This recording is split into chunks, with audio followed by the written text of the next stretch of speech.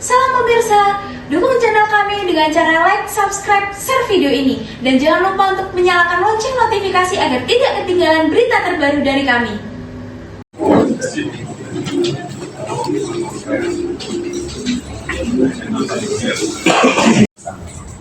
Bisa kalau toh itu dananya diputus.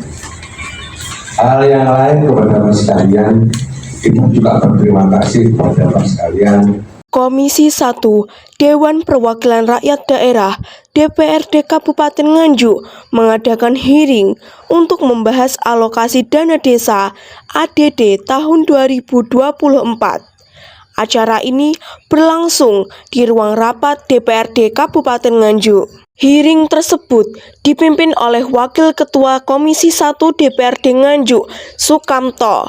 Hadir dalam acara hearing ini adalah Asisten Pemerintahan dan Kesejahteraan Rakyat, Kepala Dinas PMD, Kepala Bagian Hukum Sekretariat Daerah Setda Kabupaten Nganjuk, 5 perwakilan Dewan Pimpinan Daerah DPD Parade Nusantara, serta beberapa kepala desa dari berbagai wilayah di Kabupaten Nganjuk. Pada kami, regulasi itu diatur yang sudah jelas di PMK 130 tahun 2002.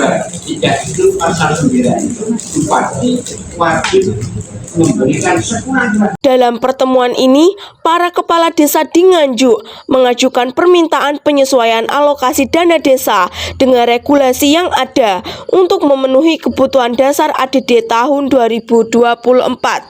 Mereka mengeluhkan bahwa alokasi yang diterima seringkali tidak mencukupi untuk pelaksanaan pemerintahan desa yang telah direncanakan dalam Musrenbang. Ahmad Syarif, Ketua Dewan Pimpinan Daerah Persatuan Rakyat Desa Nusantara Kabupaten Nganjuk, mengucapkan terima kasih kepada DPRD Nganjuk, khususnya Komisi 1 yang telah merespon perundingan ini sesuai dengan kebutuhan mereka.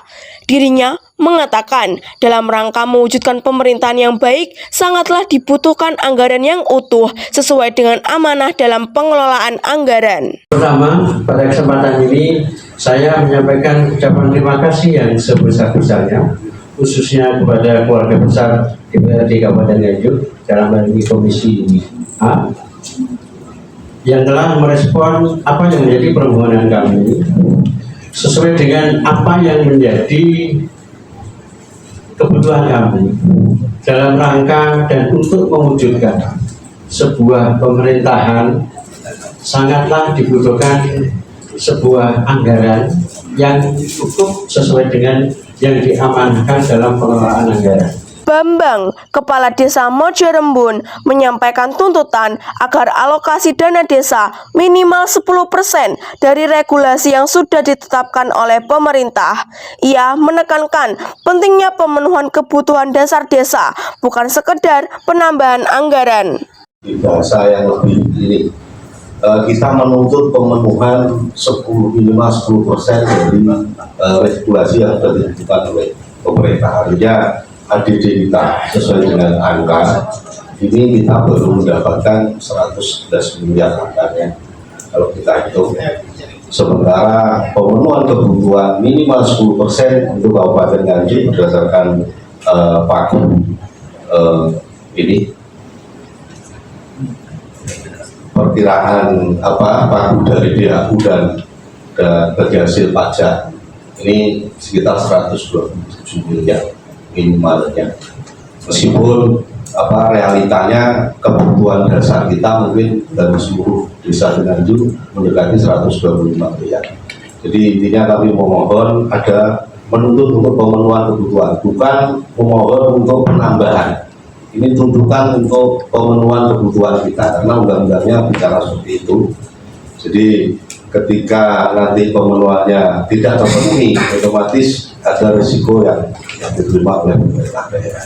Kepala Dinas PMD Kabupaten Nganjuk, Pugu Harnanto, menjelaskan tentang sumber transfer dana ke desa. Menurutnya, dana desa berasal dari dua sumber utama.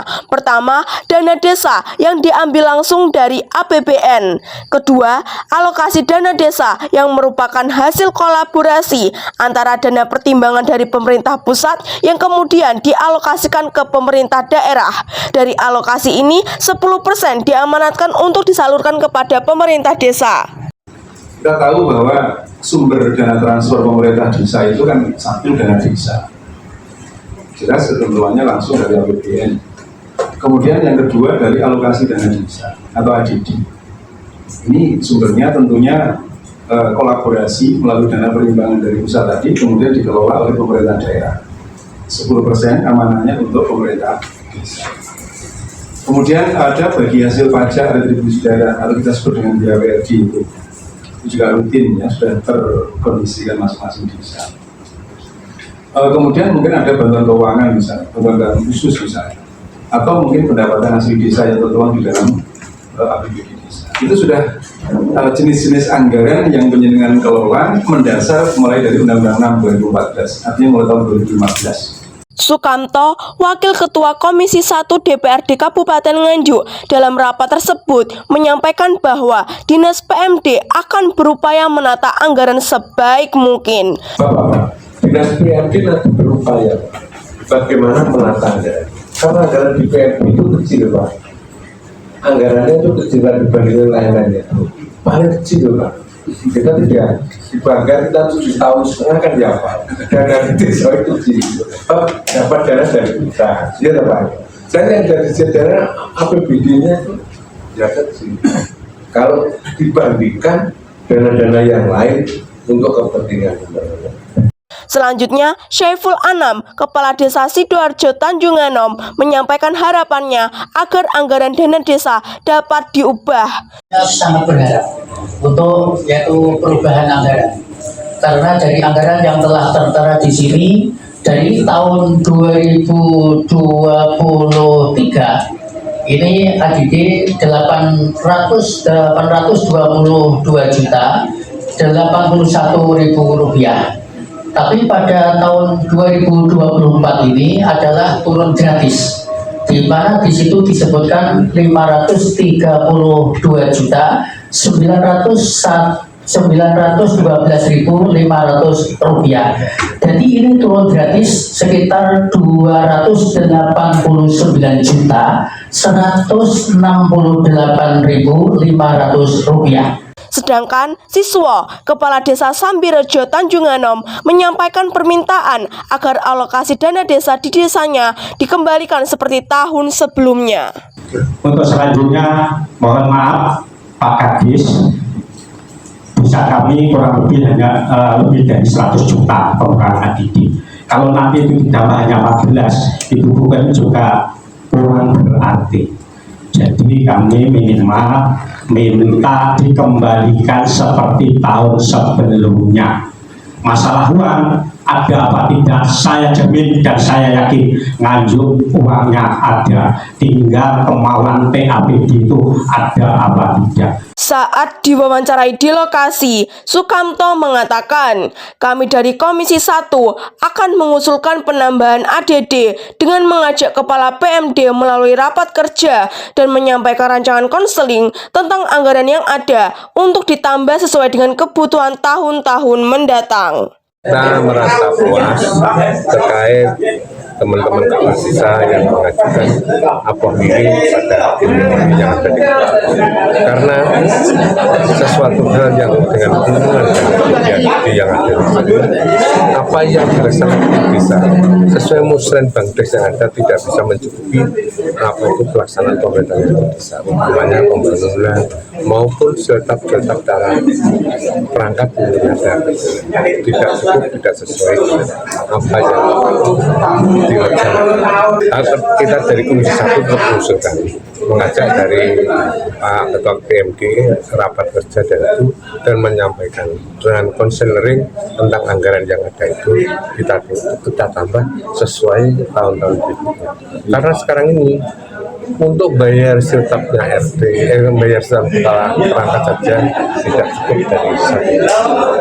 Tadi sudah disampaikan kurang lebihnya sebetulnya ada 127 miliar, namun yang ada ini kan hanya 111, masih kurang ada 116 miliar. Saat diwawancarai di lokasi, Ahmad Syarif juga menyampaikan pada prinsipnya kami selaku kepala desa menyampaikan harapan agar pengalokasian ADD disesuaikan dengan regulasi yang ada. Ya, pada prinsipnya kami selaku kepala desa itu menyampaikan apa yang menjadi harapan. Yang pertama adalah kaitannya dengan pengalokasian anggaran dana desa ADD itu untuk disesuaikan dengan regulasi yang ada. Jadi kami sebenarnya tidak menuntut tambahan, tapi berharap Kabupaten Nganjuk itu menyesuaikan regulasi yang ada, yaitu sesuai dengan aturan dari Undang-Undang 6 tahun 2014 dan juga Permendagri yang mengatur bahwasanya pembagian dari ADD itu adalah 10% saja. Karena menurut kami dari kebutuhan indikatif, kebutuhan dasar yang ada di desa itu masih jauh dari kekurangan daripada yang sudah ditransfer oleh pemerintah daerah. Sesuai dengan pernyataan Pak Kadis tadi itu kurang lebih ya baru kepala 9 lah. Pasnya kami tidak tahu karena kami juga tidak menghitung dan bagaimana caranya menghitung kami pun juga terbatas. Kami hanya akumulasi secara total saja. Pertimbangan kami adalah informasi dari Bapak Kepala Dinas.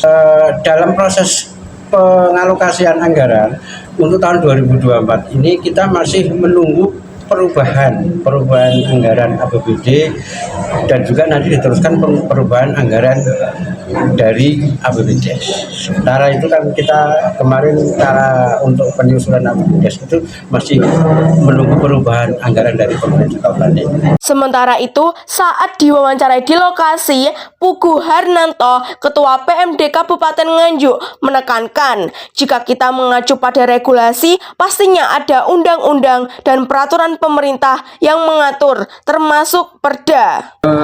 Sejauh ini ya, jadi setelah diterbitkan tanggal 25 April 2024 terkait dengan Undang-Undang 3 perubahan atas Undang-Undang 6 2014 ya, tentang desa.